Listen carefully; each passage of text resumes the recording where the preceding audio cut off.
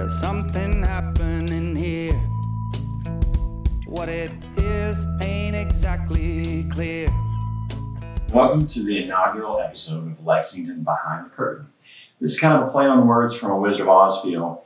You know, there's about 500,000 people in the Lexington metro area, but there's really about 250 people that move the needle every day. And that 250 ebb and flows. You know, people retire, move out of town, new people come up the rank. But I wanted a podcast to highlight the people that maybe the general public don't know that are helping to move this city. Tonight's guest is our one and only Dave Kruser, Kruser and Krew, who's a talk radio host on WVLK AM. How you doing, Kruser? Good, Jamie. Thanks for offering the first guest slot to me. You know, you've interviewed me probably more than 100 times in the last 20 years. And I thought I'd turn the microphone around, you know, so it'd be a little bit fun. And obviously this is being my first podcast. It's kind of like the garage band moment, right? You know, we're going to make this work. And we've had a really successful day so far. So I'm hoping the editing room is kind. Good. But yeah, we've been friends since the early 2000s. I met when I was incoming president of Lexington Forum. Yes. I think the very first debate that we worked together on was when they were doing the Urban County Council debate, looking for the vice mayor. Vice mayor, right? Yeah. Mm-hmm. So I remember you called me Phil Donahue on that one. Because you were my guy running around with a microphone. If somebody had a question, you were running over there to meet them in the audience with a mic. Yeah, young and ambitious me running around the audience. So, but over the years we've interacted a lot, had a lot of fun together, and done a lot of other things. But I think a lot of your listeners, you know, they hear you interviewing other people, but they may not know the real Kruser. So I know you've got a pretty storied history. So I thought I'd start and say, you know, give me your basic resume. You know, tell me some of the highlights of your career, what brought you to Lexington, and so on and so forth. Okay. I grew up in Fairfield, Ohio, which is a suburb of Cincinnati. And for some reason, as a kid, I always knew I wanted to be in the media. I didn't know if that was going to be television, if it was going to be radio, or if it was going to be print. I was always kind of a news junkie. And I was lucky to grow up in Cincinnati at that time. We're talking in the 1960s. WKRP in Cincinnati. WKRP in Cincinnati, yeah. In fact, that show premiered the fall I arrived here in Lexington. Awesome. And I debuted the Kruser thing. And then there's Johnny Fever on CBS on Monday nights or whatever it was with KRP. But Cincinnati was a good market for listening to local radio and television and basically not copy, but to get an idea of what styles worked in broadcasting. Radio, there were great radio stations. WEBN was an album rock giant at the time, and I just so admired the work that they did. When I was a PD at WQ, I actually got to speak with the program director at EBN that I'd been admiring and idolizing when I was in Cincinnati. I knew I'd kind of made it a little bit when I finally got to talk to him on the phone, and we're talking as peers. But television was good too, because you had local television shows that it wasn't just news. They did variety shows and they did talk shows, and you had these goofy movie hosts and things. So I would soak all that stuff up. Well, I went to the University of Dayton, worked at a college radio station where you brought your own records. Anybody that wanted to be on could be on for an hour, 2 hours, or 3 hours. We only broadcast to a couple of dorms, and that was probably on a clear day. So, I mean, we thought it was called mental masturbation, basically, because it was like you think it's the real thing, but it's not. You know, the whole day setting up this, I was thinking of Christian Slater's Pump Up the Volume. A black market radio station in a basement. So it's hard work setting up a podcast. You know, people think it's like waking on your iPhone. But, oh man, I've been terrified for the last couple of weeks putting everything together. I'm not a bit worried about being on camera. I'm worried about, you know, is my lighting right? Is it going to work? Yeah, is it going to work? How's it going to work? Yeah. So anyway, I go to the University of Dayton. I worked at a college radio station where I wasn't very good, but we all took it seriously, and we tried to get better. And with repetition and practice, you get better. And if you really are honest with yourself, you'll find ways to improve your air work. I also got an internship at a NewsTalk station in Dayton, Ohio, and I had that for a year and a half, which that was extremely valuable. I would screen calls, line up guests for the afternoon talk show host, and I used to voice a few commercial spots here and there, which was a big thrill to me on a Dayton radio station. Unpaid, didn't make a dime, but I learned a lot doing that. In the meantime, I'm applying for a job at a 50,000 watt radio station, which is owned by the university. Now, this was a college radio station, but it was with a difference because there were only about 3 of them like it in the country. 50,000 watt rock station format. You That's had a lot of power for a college station. And the tower was on the highest point in Dayton, Ohio. Yeah, so it was even better. I mean, my brothers and sisters could hear me back in Cincinnati from Dayton. At this point, is it AM or FM? It was FM. Okay. FM station. I lobbied it was a college station in that it was on the university, owned by the university. The general manager of the radio station was the head of the communications department. But salespeople, program director, other jobs, they were full-time people that were not students at school. Now, some of them may have gone to the University of Dayton. On the air, you had to apply to get a job there. And how many people graduated after any given year would dictate how many openings there were on the air. So if the 6 to 10 at night guy was graduating, that was an open shift. Now, a part-timer may get that shift to get promoted, and then they'd hire somebody else to go in part-time, or maybe they would hire somebody that was a communications major. That was the only criteria. You had to be a communications major, and you could work there until you graduated. And you had to stay the summer, because that was a job. If you left, you were quitting your job. So that was my first professional experience. How old were you at that point? This is my junior year, so I'm probably 20. So you're probably in an off-campus apartment at this point. Oh, yeah. I'm living in a house. I loved going to the University of Dayton. We had a blast. I've heard some stories. Yeah, it's a great place to go to college. I had a wonderful time. But I got a job there, and I was kind of the fill-in guy. I'd fill in. I did some overnights, which was very valuable because it allowed me to suck. Yeah. It allowed me to be bad and get better where not too many people would hear me. Yeah. And I might do morning drive news. It was just whatever they needed. And I did that for about a year and a half. But it taught me how to put a resume tape together. And it taught me a lot about the business in terms of how to go and get a job once I graduated. I had always told people that wanted to do this line of work, you've got to go out and actually do it. You have to be in the radio station. You can't just go to school for 4 years, say I majored in communications. I've never spent a minute on the radio and expect that somebody's going to hire you and put you on the air. You've got to fail forward. I don't know anybody that's made much success in their career that didn't trip along the way. I mean, I always think of Abraham Lincoln. He lost like 7 elections in a row. Yeah. Ultimately ending up president. I know a lot of your Fortune 500 CEOs, they bankrupted 1 or 2 companies. And look at Donald Trump. That guy's been bankrupt like 9 times. Oh, sure. And he ends up being president and a billionaire. So, if you keep failing forward, there's a lesson in that. Oh, very much so. There isn't anyone that has made themselves a success that didn't fail several times along the way. So once I graduated from there, I went back home, did a few jobs for my parents, and I was sending out tapes and resumes trying to get a job. The first job I was actually offered was in Fort Wayne, Indiana, to do morning drive at a rock station.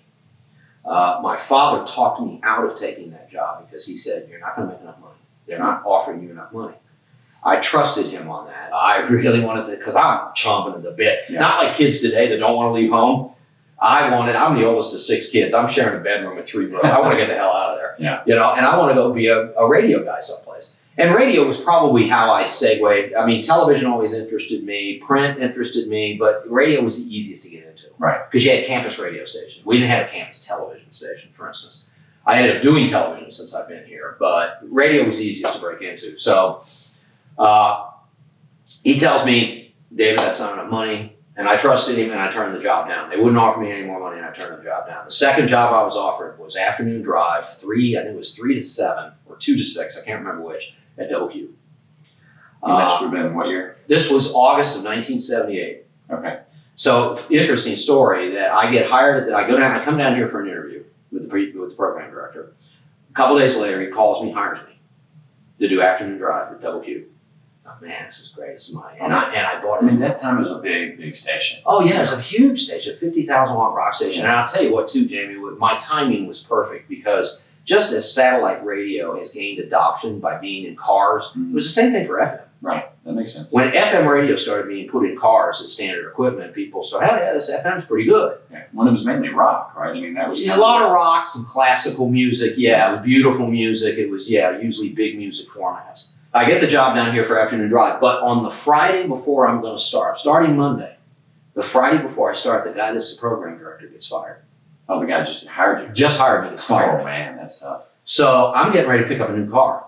My father co-signed a loan so I could have a 1978 yellow Pontiac Sunbird. I didn't have a car. I had an old hand-me-down car I was sharing with my brother, but I didn't have a car. I had to have another car to actually subsist down here. So I'm waiting till this new program director gets off the air at 2 o'clock to find out if I still have my job. No, man, that's tough. That was tough, scared me. So I called the guy, and he's so laid back. And he and I ended up becoming really good friends. A guy's named John Naden. And I tell him the situation, and he says, after a pause, he says, well, I guess the previous PD wouldn't hire just any asshole, so why don't you come down here? So I did. So I had my job. Well, he and I hit it off so well, and he didn't want to deal with record guys, the new PD. So he makes me music director. You want to be music director? Yeah, you can help make the music selections, help decide what new music. How long had you been there when you became music director? Oh, 2-3 months. Oh, wow. It's just the PD, he liked me, and he didn't want to do the job. Yeah, but that's a lot of Terry Miners was doing mornings, he didn't want to do it. Was Terry Miners here at that time? Terry Miners was doing mornings. I grew up with Terry Miners in Louisville. You're right. He had the show on Wacky. Well, Miners started at Double Q almost from the inception. Double Q went on the air in December of 1974. Wow. And Miners was on damn near from the beginning. Terry Miners had the show right before Rush Limbaugh in Louisville in Rush's heyday. And he ended up, going back and forth between the two, and that's before, Rush became Rush, right? Back when he was somewhat moderate and kind of jumped off the deep end there towards the end of his career. Well, and Terry, I tell you what, he really befriended me. He told me when I got down here, I slept on his couch because the only thing I had down here was a week at a Best Western. I had to find an apartment. I ended up getting a second job at Camelot Music in Fayette Mall at a record store, which that was great fun. And you sound so glamorous, Well, it wasn't glamorous. It was fun. It's not Dr. Johnny Fever like No. And that used to bother me. Yeah. Because I come down here and I'm known now as Kruser. Mm-hmm. And that seemed like, gosh, that seems kind of immature. And then, of course, the Johnny Fever model, people saw him on WKRP in Cincinnati and thought, well, you DJs are really, you're kind of bums. Yeah, aren't you? Or burnouts. Yeah, burnouts. Yeah, you don't take care of yourself. You drink too much. You don't get enough sleep. You can't stay married. You're kind of a vagabond. You move from town to town. And I didn't want to be recognized that way. And so it used to bother me at first if people, especially people that I knew or people that were in management, called me Kruser instead of Dave. Yeah. I got over that pretty fast. But at first it used to kind of bother me. I was overthinking.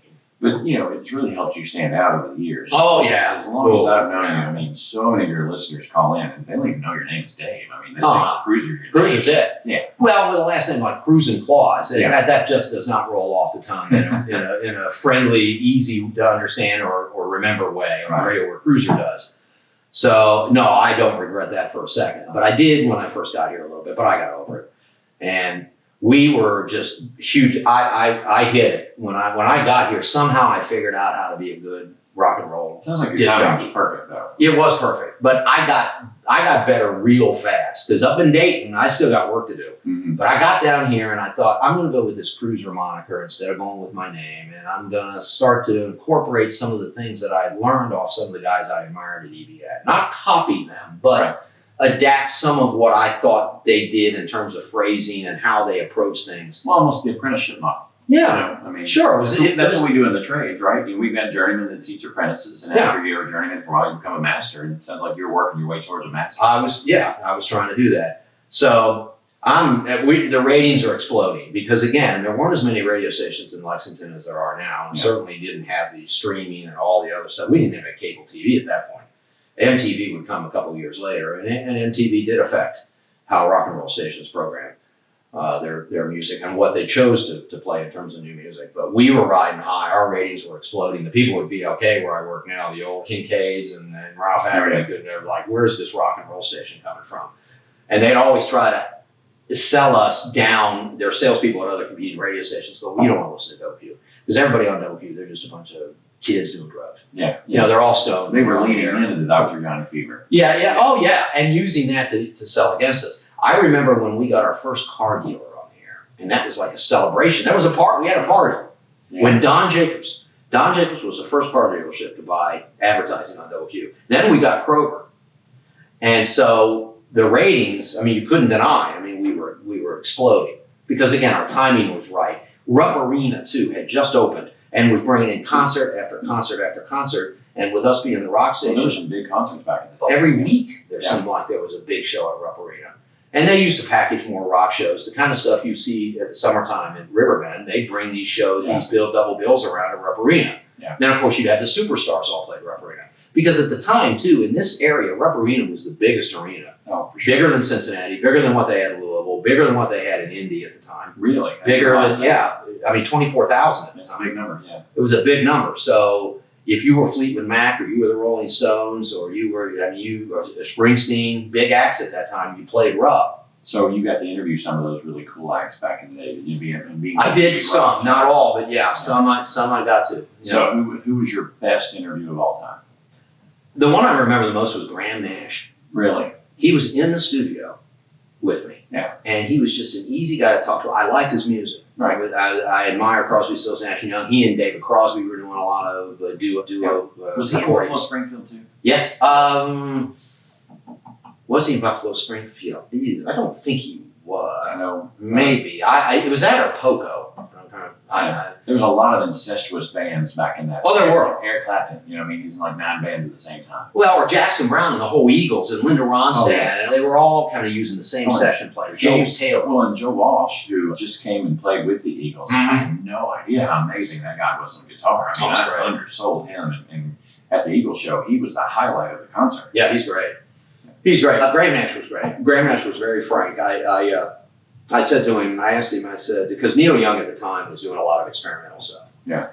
And I said, Graham, do you ever see yourself working with Neil Young? And Graham Nash's words were, and this went on the air, we didn't have a delay. He said, not as long as he keeps writing the shit he's writing. No 7-second delay. No 7-second delay. Yeah. He just said it, and you learn to just move on. Just keep moving. You just keep moving. Worst interview, I was at Rupp Arena for one of the big Fleetwood Mac shows. They let us broadcast it. I was doing the afternoons at the time, and they let us broadcast inside the arena for Fleetwood Mac. Now, I'll tell you, my 13-year-old daughter is obsessed with Stevie Nicks and Fleetwood Mac. We're raising our children right to love classic rock. God bless you. But for her birthday this year, all of her friends wanted to go to Taylor Swift, and she wanted to go to Stevie Nicks. So we took her to Yum and saw Stevie Nicks, and it was a phenomenal concert. Right. It blew me away because, I like Stevie. She had a couple of good songs. All night long, she sang, she entertained, she told jokes. I would highly recommend. I was stunned at how good of a concert it was. And my little girl, my 13-year-old, she was beaming for 2 weeks after that show. Yeah. She loved it. Yeah, she's really good. She wanted to be one of the Heartbreakers. Really? With Tom Petty. Well, I knew her and Tom Petty, but she did a bunch of Tom Petty covers. She did, yeah. They were very close. They were close. And Tom Petty said, there's no girls allowed in this band. I guess because the other guys were going, no, we got a good thing going on here. We don't need a female vocalist. I'm going to say she's a better vocalist than he is. Yeah, but that might have caused drama for the band. I don't know, but they turned it down.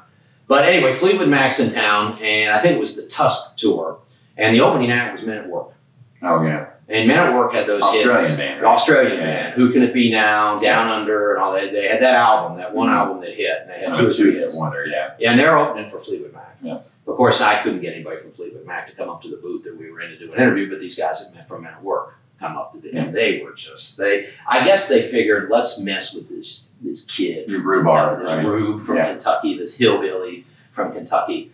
They wouldn't answer a question seriously. They were goofing on me the whole interview. That's no it was fun. very uncomfortable. You're trying to be a professional. Well, and it leaves me with a bad taste, and plus I'm making the decision of what goes on at Double Q. So all things being equal, if I got a record, I got to put in hot rotation. They didn't get a lot of play. Well, no, look. We played them. I didn't let it affect play, but here I am. How many years later? I still remember how they treated me. Well, for sure. I never forgot. And you were live on air, so I'm live on the air, and these guys are trying to embarrass me on the air, and they're laughing to themselves while they're doing it. It's a total goof on their part, and I'm the one that's got to wear it. Yeah, that's no fun. And so, but I think, you build up enough chips with listeners, and they know when you're being taken. I mean, even today, when I get a call from somebody that is unnecessarily rude, or has just comes after me. I mean, there are a lot of listeners that will just hop to my defense. Oh, for sure. So you built a following. and it didn't do me any lasting damage. I just remember that because I knew someday I might be asked, what was your best interview and what was your worst interview? So you remember. And that was, because most of my interviews, if you do your preparation and you have a conversation with somebody. Yeah, for sure. I mean, it's supposed to be a conversation. It's supposed to be a conversation. It's not a robot. Yeah, when I used to do these every week, Jeff Gilstrap, God rest his soul, when he started comedy on Broadway downtown, Oh, wow. they bring the headliners every Thursday for an hour. We had a headliner in the studio. Gave us a chance to interview some really. We had Jerry Seinfeld, we had Jeff Foxworthy, and when these guys were still doing clubs, primarily, it's for a weekend at Lexington. I learned early on, you don't treat a comedian like, okay, what's in the act? What are you going to talk about tonight? Do some jokes for me. Yeah. You have a conversation, and in that, There will be humor. They'll find their moments. If you're listening and you can just react, be the straight guy, and let them kind of, hey, so what are you going to do for Valentine's? Is Valentine's Day a big deal for you? You know, it's kind of a conversation starter.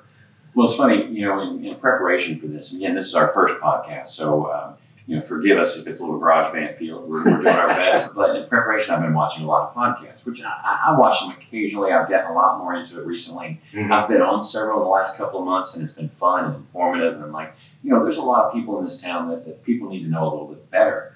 But in watching some people repetitively, like I like Tony Robbins a lot. You know, he's got a good positive message. But if you watch him 5 times, it's 75% the same podcast. He answers the same questions the same way, the same stuff. And it's like, that's not who I want to be here. You know, I mean, what I want to do is I want to lean into the individual that I'm talking to and give them a chance. You know, a lot of people that, you know, I've got 25 names in my middle Rolodex right now that I want to go after. And some of the ones, 99% of the population may not even know exist. Right. They're moving the needle in this town. And one of the cool things about you, how long have you been on DOK? I've been on DLK since January of 1999. So, you know, 25 years, right? Mm-hmm. So 25 years, you've probably interviewed 80+% of the business leaders, notable community political leaders in this market. Yeah. So we talk about best and worst interview when you were a rock jock. Let's not go worst. Who do you think was your best interview as a political commentator? Well, probably my best interview is not from a politician because politicians tend to give you a talking case. Yeah. It tends to be more canned and more disciplined and more prepared. Some of my better interviews, I think, have been sometimes with real people that might have had some real experiences that touched me and hopefully touched listeners. I did interview Joe Biden once when he was vice president. That's fair. Yeah, that was supposed to. Yeah, his wife was coming to do some event at the community college, and this was an Obama administration initiative to try to bring more attention, more dollars to community colleges at the time. And so, in order to promote her visit, and Biden likes to talk because it was supposed to be. I was told 5 minutes is all you get. 5 minutes is all you get. Okay, I've always learned through doing interviews, ignore that crap. When they tell you you've got 10 minutes and you got to get out, if it's going well, nobody's going to stop us. Not that you go an hour. I mean, I'm not suggesting that, but come on. And he was on for 20 minutes. That's pretty. I mean, about what year do you think that was? Oh, well, it was the second term of the Obama administration. I don't remember what year. Probably 2016. Yeah, maybe a little before that. Yeah. I don't remember exactly because it was a recorded interview. One of the rare. I don't do many recorded interviews. Right. I want to do them live. I don't. The recorded stuff I don't do as much. It's usually they're almost all live. So usually with the radio interviews that I do now, it is done to answer questions about a particular issue. If I'm going to book somebody, it's usually something that I genuinely have questions about that is going to be better explained by someone else rather than me trying to look up the answer to that question and then just recite it on the air. Plus, it's usually an interview. It's got to be something that I'm interested in, and that's kind of the mantra for the whole talk show. You know, what do you talk about every day? Well, it really boils down to what interests me. Yeah.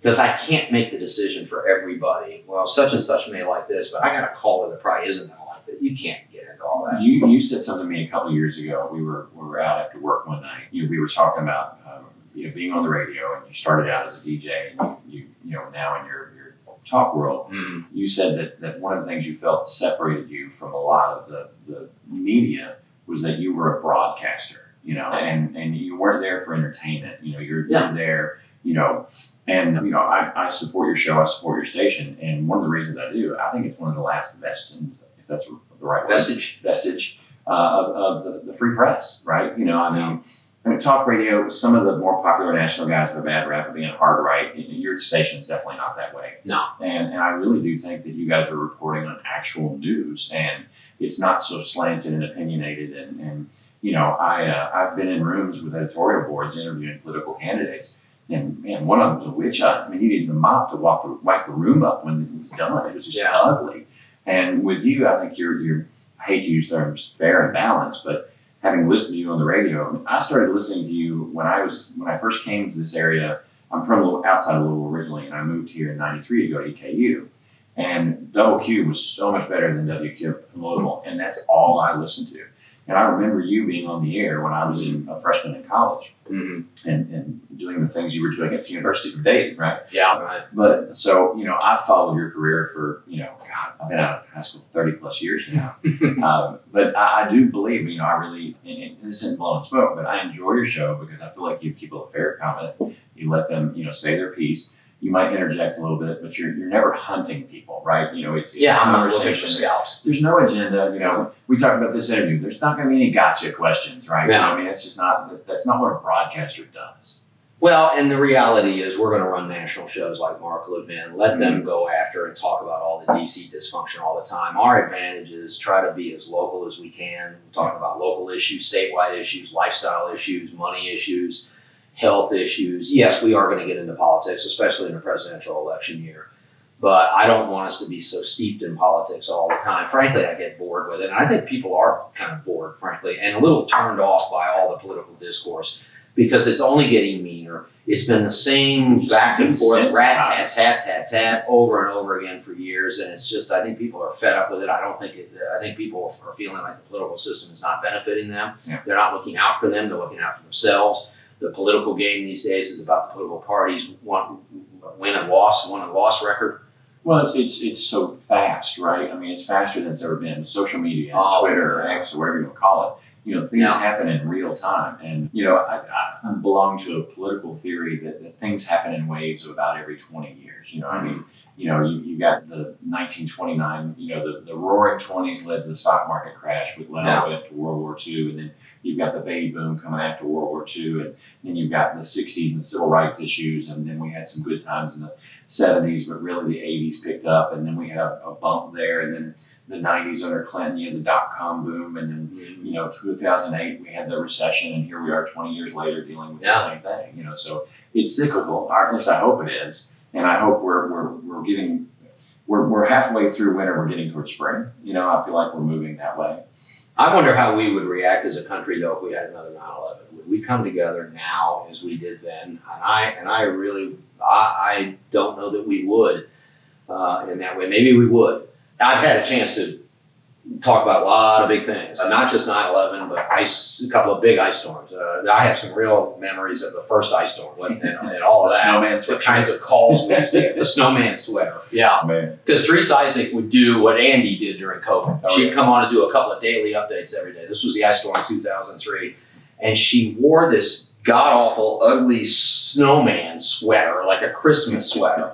And so I went off on the air, because the mayor, Teresa Isaac, had just been elected. Oh, yeah. And probably, she was only a one-termer, so it's probably fair to say that she peaked early. There's two other little things that I think that the city has benefited from. Back when they merged the county and city government in 1974, the decision to have local elections be nonpartisan.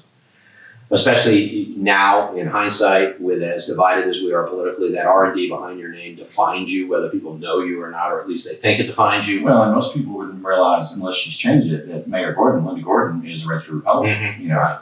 Yeah, and most of my listeners, who, especially if they're critical of Gordon, they think she's a liberal. Yeah. They're all Democrats up there.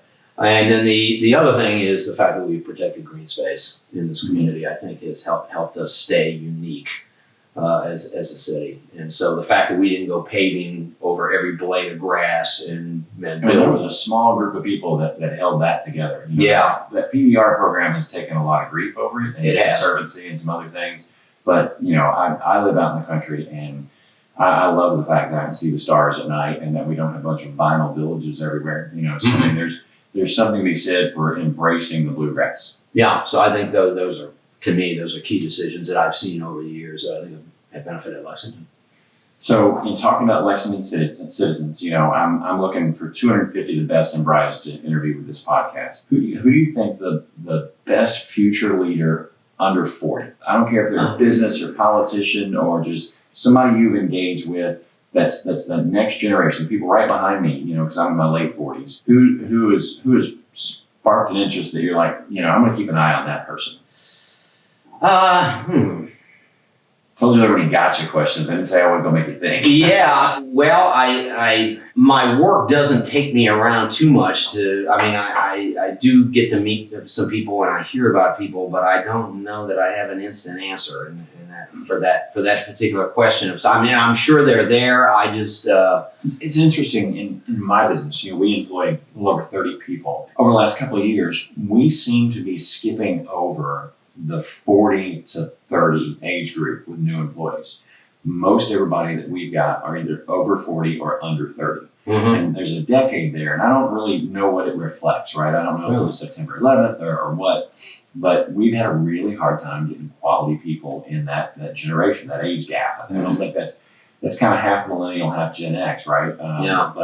But for whatever reason, we've been very successful. I've got a couple of kids under 20 that are just rock stars. We pulled them out of high school, out of trade programs. And, in my generation, I graduated high school in 93, guidance counselors told you, oh, you don't want to go into the trades. You'll be working and breaking your back. You want to go to school, get a liberal arts degree. You'll come out and make $100,000 a year. And I had a lot of friends who did that, and they couldn't find a job. So they went and got their master's degree and got more debt, right? And then now you've got a master's degree, and a lot of them may or may not, unless you went into education or you went into state government, those degrees, if you couldn't find a job with a bachelor's, it's not likely you're going to find a job with a master's unless you dramatically change your skill set. I got a 19-year-old kid working for me right now. He made $60,000 last year as an apprentice electrician. But this is a guy that gets up every day and he works in the snow, works in the rain, and he's not afraid to put the hard work in. But, a couple of years from now, he'll be a journeyman and be worth even more. And he has zero student debt, and he's going to a trade program to kind of get his license faster. In the different trades, you've got a period of apprenticeship. In electrical, it's 4 years, which is the longest of all of them. But if you go to a trade school, you can shave that off by a year. So 2 nights a week, you can shave a year. And the pay bump is significant, so it's worth doing it. But it's interesting, I'm like you. I interact with a lot of folks, 40 to 75. And I interact with a lot of people under 30. Pre-COVID, I used to speak in all the schools around town talking about jobs in the trade, encouraging, young men and women and women in the trades. In my opinion, there's not enough women in the trades. There's a lot of opportunity. You're just not seeing them interested in it, or maybe they don't think that door is open for them, Well, and I don't interact with as many young people anymore because, quite frankly, we're, on the broadcast end of thing, we're just not hiring. We're not grooming talent. I groomed a lot of talent at Double Q. I hired people at Double Q. I made people successful, or helped them. They made themselves successful, I should say. But I hired them. I'd start them out part-time. I helped coach them. They took the coaching to heart. They tried to get better. Those opportunities aren't there anymore. That's one thing that's wrong with this business. Technology has caused some of that. There's nowhere to break in. When I was talking about how I could go someplace and be bad.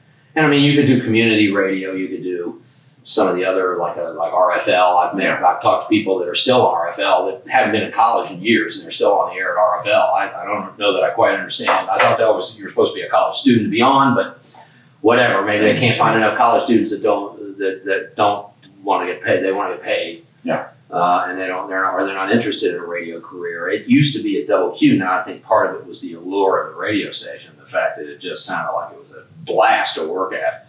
There was a lot of work that went into it. We had fun, but there was a lot of work that went into it. And people would be, if somebody quit, I had a drawer full of tapes, I had a drawer full of resumes. We usually did put an ad out. We were kind of required to, just like any businesses anymore, to try to reach everybody in the community and give everybody an opportunity who wants to apply. Now, there would be people beating down your door. There would be people that would work literally for nothing just to be at Double Q, just to get that foot in the door. That doesn't exist in radio anymore, and I'm getting the sense that there's a lot of other industries where that, outside of the exception of that 19-year-old point of view, there's not a lot of that. There's some, and you got to try to find them, and they're harder to find. We had this conversation off the air that most of my major competition in this town has been sold out to private equity, venture capital, basically corporate companies in other states that own it, and they keep the local names so you think they're local businesses. And I'm about the largest guy in the market. If you combine all our services, I'm by far the largest guy in the market that's still a family-owned business. And I get approached all the time. People want to buy me. I got kids in middle school, man. I ain't going anywhere. You know, I mean, if you give me a bag full of money tomorrow, it's not like I get to travel the world. So, Yeah. like I said, I'm in my 40s. I'm having fun. I'm going to be here for a long time to come. I have no plans going anywhere. Yeah. But I've picked the brains of these companies that are, coming in trying to buy me. I'm like, why are you so interested? Why does a billion-dollar company, the company that owns the largest orthopedic surgery company in Kentucky, also owns the largest HVAC company in Lexington. Now, how does that go together, right? I mean, that's accountants owning companies, Yeah, right. And that's just so weird to me. But I asked them, why are you so interested in my business? What makes us attractive? And they said, number one, over COVID, we were invested in a lot of industry that got shut down, and we lost our shirts. HVAC, plumbing, electric, they were essential. They didn't die. And a lot of them grew. We grew about 30% over COVID. It was crazy growth, but we grew. Yeah. And number two, the next generation of change in the business community is AI. And there's a lot of jobs that are going to be lost to either AI or they're going to be outsourced. I mean, I've got friends that are CPAs. They're worried about outsourcing. I mean, there's more CPAs in India right now than there are in the United States. Well, and you talk about this 19-year-old kid. I mean, the old saying of blind squirrel finds an acorn every now and again, and that's true for me on talk radio. There's been times when I hit on something, and by gosh, I was proven to be right. And one of the things I remember talking about early on when we talk about jobs or careers and things like that was we created this expectation that every kid out of high school has got to go to college. Right. And you got to go be a lawyer. You got to go be a doctor. You got to go be some or a white collar professional. So I guess the parents could go out and brag about the kid, or this is just what that was success. Right. To go to a trade school was not success. You're kind of a failure. What's the matter with you? You can't make the grade. You can't go to college. So you got to go to some 2-year program and become a welder or become a plumber or something like that. And I said on the air, because outsourcing and those issues were big then. And I said, these jobs are not going to go overseas. They're always going to be in demand. You can make a darn good living once you worked up to a certain success level. And look at where we are now. You've got a lot of parents that are questioning, and students that are questioning the value of 4-year college education. It could be great for some kids, but there's not a darn thing wrong with going out and getting some sort of 2-year degree and learning some kind of a trade like HVAC. But trade schools are changing too, because it's not just home services, plumbing, HVAC, electric, welding. My daughter is in the fine art program at Lexington Catholic, and she wants to go to school to do something with the skills that she's passionate about, right? Yeah. She doesn't want to go and be a fine art major at some, Victorian college. She wants to actually work. And there's several trade schools in Florida now that are actually direct pipeline to Disney and to work in animatronics and work with, the Disney experience and that kind of stuff. And it's a trade school, but it's an art school, and some of them are highly accredited, and these are really good schools.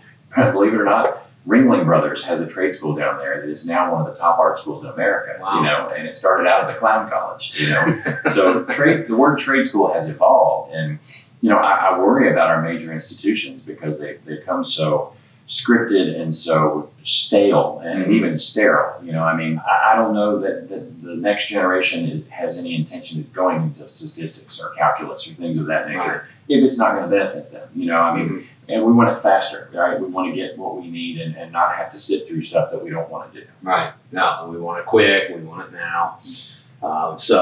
I as far as the technology has changed my business just in so many ways. In some ways good, but there's a fair amount that's not so good especially in terms of localizing. Well, the good thing that you've got going for you is you are a local personality, right? And they can't outsource personality, right? No, and that's with my radio station, with the fact that we've got 10 hours out of the first 12 every day, 6 a.m. to 6 p.m. is local. In a market this size is pretty unusual. Yeah. These days to have Jack and to have Larry and to have myself, do 10 hours out of 12 of local programming. And no, you don't get that much, and you can't find it on Sirius satellite radio. You can't find it on there's some podcasts that I'm sure talk about local issues and so on and so forth, but on a day-to-day basis, doing radio entertainment or the kind of a radio show that people might want to tune into on a talk station, I don't know how long it lasts, but you've got something unique at WVLK that is not anywhere else in the market and is not anywhere else in a lot of other cities, especially cities the size of Lexington. Yeah, I had a mutual acquaintance of mine and yours, and actually of Jack Patty's. After Jack Patty's show, he interviewed me a couple of weeks ago, and I got a text message, and he goes, You're one of the best interviews Jack's had on there in a couple of weeks. When he goes to retire, have you ever thought about taking a position? And I'm like, well, maybe that's what I do when I retire from Synergy. You know, I go on radio. I know I've got the face for radio, as they say. So, but I thought that was a nice compliment. I enjoy engaging with you guys, and it's a lot of fun. And it's things like that that made me want to do this, you know, because I feel like, you know, I've been involved with so many business groups and so many charities over the years that, you know, I know so many people.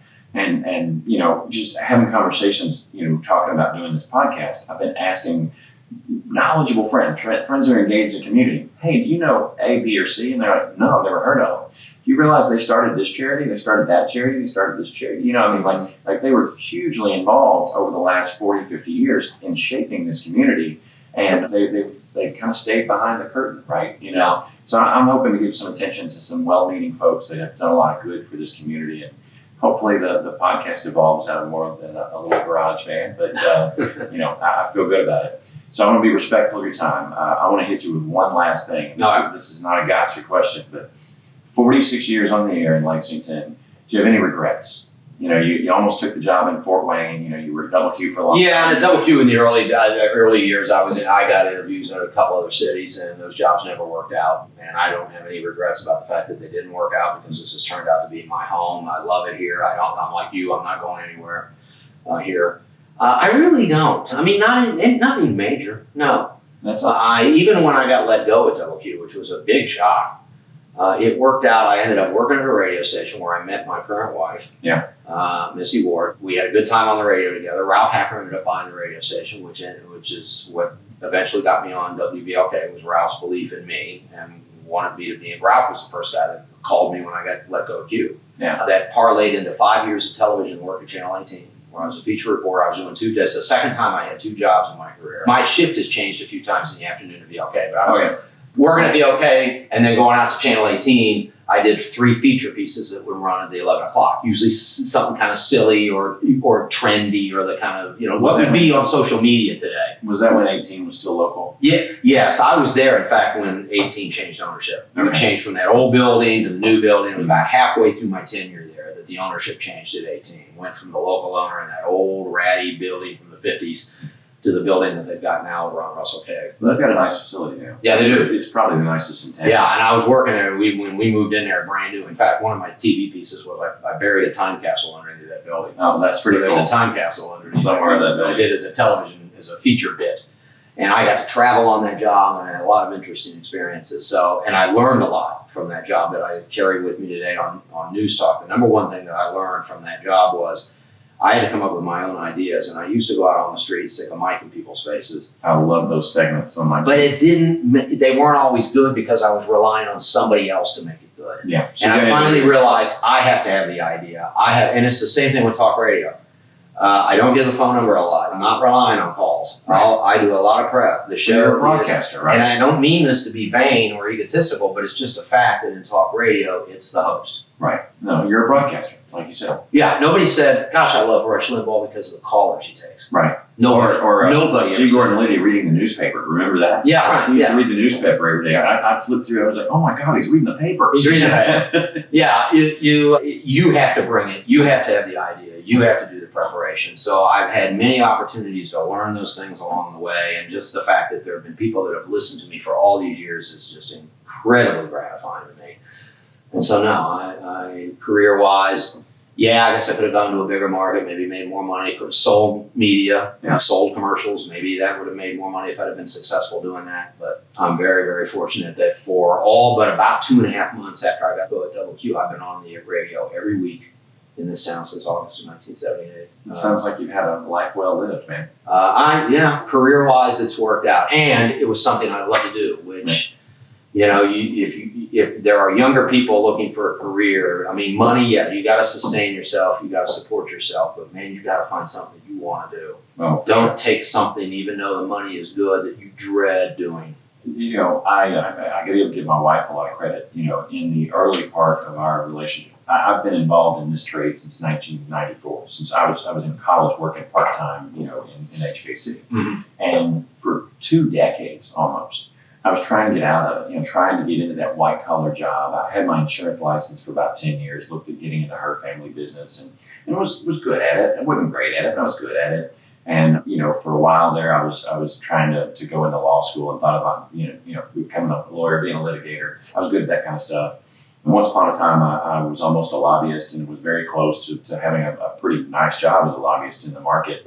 And, had some unpleasant dealings that just made me feel like that's not where I wanted to hang my hat. And what's kind of come full circle is, with me being one of the larger solar contractors, not just in Kentucky, but in the region, we've had a pretty powerful voice in the solar legislation. You've interviewed me yes, times about the solar. And, there was a major change coming from utilities. And me and a really small group of people, really, we held it back for 4 years to keep, more people getting solar, getting grandfathered in. And ultimately, us stalling it that long was a big win because under Matt Bevin, the utilities were going to just gut the solar industry. Mm-hmm. And by the time the law passed, Bashir had taken office and he was much more solar friendly. So they got a win, but the win was about 25% of what they would have gotten under Bevin. So we still have the best solar program in the region. We're better than Ohio, better than West Virginia, better than Tennessee, better than Indiana.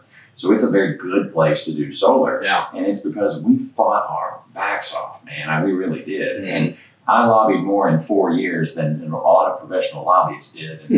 And, so my experiences in the past helped me as a small business owner to help protect the industry that I love. Sure. But, like I said, for 20 years, I was trying to get out of the trades. And one day about 15, 18 years ago, my wife's like, you're really good at what you do. And if you just embraced it, you'd probably be happier than chasing these other things. And I really started digging into it. And then about a little more than 10 years ago, my wife's like, it's time for you to own your own business. It's time for you to quit working for other people. You get too many ideas that they won't listen to. And in April, it'll be 10 years since we started Synergy. And I'm as blessed as I've ever been in my life. It was the best decision I've ever made. And things are in a really good place. Fail forward and learn along the way. Oh, yeah, a lot of failures along the way. And don't discount the wisdom of people that are older that have done it before you. They've got a lot they can share with you and a lot you can pick up on. It's funny you say that. As I've gone through the list of people, I got 25 names that I want to go after, for this podcast. And I've gone through the list. For even a small period of time, most of these people have been mentored me in one way, shape, or form or another. A couple of them, I'll be honest, at the point in time that we interacted, they probably didn't like me very much, but they gave me some advice. And one guy in particular, we've been great friends for the last 10 years, but for the first 5 years of our life, he didn't like me at all. Yeah. And you know what? He was probably right. Right, yeah. In my 20s, I was fairly aggressive and pig-headed, and I didn't find humility until my mid-30s, and it was like, and we're all susceptible to the people that we run around with. And I was around a group of young, aggressive folks, and being young and aggressive has its positives, but it's got its drawbacks too, Right.